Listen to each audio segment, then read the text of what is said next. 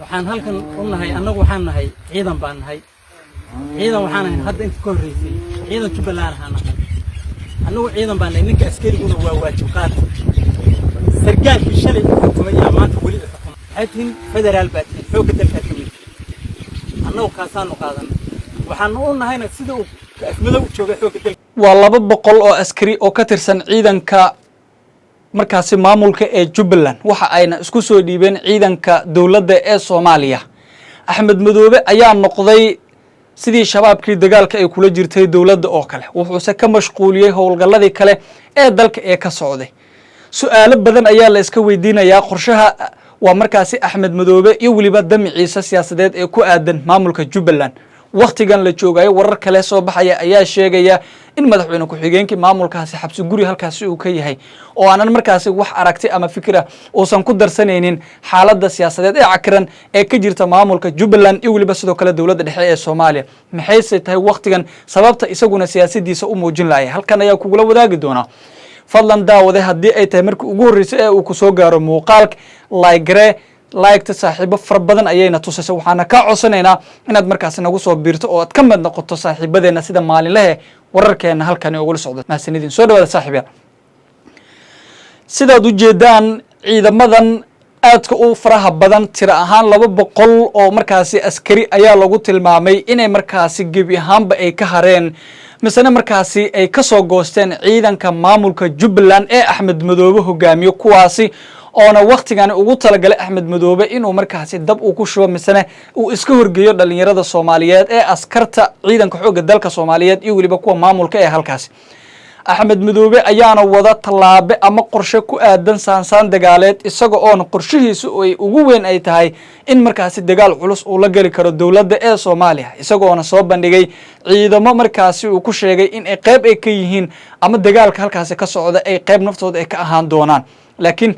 waxaana ciidankan ay sheegeenba bedelkii dadka Soomaaliyeed la isku leen lahaa waxa ay go'aansadeen ama ay go'aan ay ku gaareen inay markaasi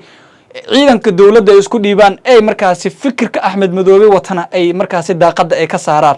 taasi oona ciidanka xoogga dalka Soomaaliyeed ee ku sugan Raas Kambooni iyo waliba sidoo kale deegaanada kale ee cusub ay isku sii fidinayaan ciidanka xoogga dalka Soomaaliyeed ayaana soo dhaweeyay walibana markaasi ugu hambaliyay talaabada ama go'aanka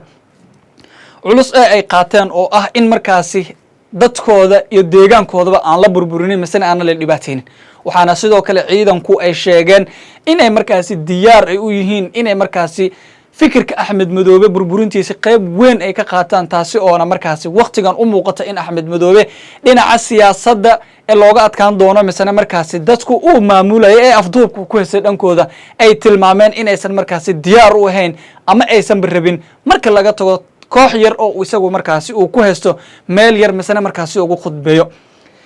dawladda Soomaaliya ayaa u muuqata in xoogii ugu badneed ee isku geynaydo in markaasi fikirka Axmed Madoobe ee ah in markaasi laga hortago caqabadihiisa iyo waliba sidoo kale dhibaatooyinkiisa ugu waaweyn ee isagu waqtigan qorsheynaya ee ku aadan in kursiga ee markaasi uu halkaasi isku caanashubay uu sii joogo laakiin ciidanka iyo waliba waxgaradka gobolka Gedo iyo noocyadooda kala duwan ayaa si weyn ula yaaban aragtida Axmed Madoobe oo markii hore markaasi madaxweyne u ahaa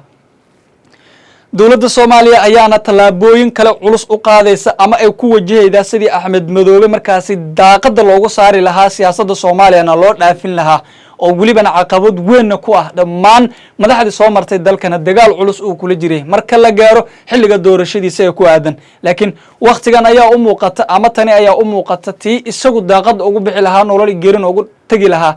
geyga Soomaalida maadaama in ka badan 18 sano ku dhawaad markaasi uu xukumayay maamulka Kismaayo walina markaasi maamulkiisa uu dhaafi laayay halkaasi dawladda Soomaaliya ayaa dhinaca kale sheegtay in talaabada ama go'aanka Axmed Madoobe uu ku taagan yahay aan marna la aqbalaynin ama markaasi laga qaadanaynin waqtigan la joogay ee walibana markaasi talaabooyin culusna ay u sii qaadi doonto haddii uu isku sii adkayo misana uu rabo inuu sii joogo halkaasi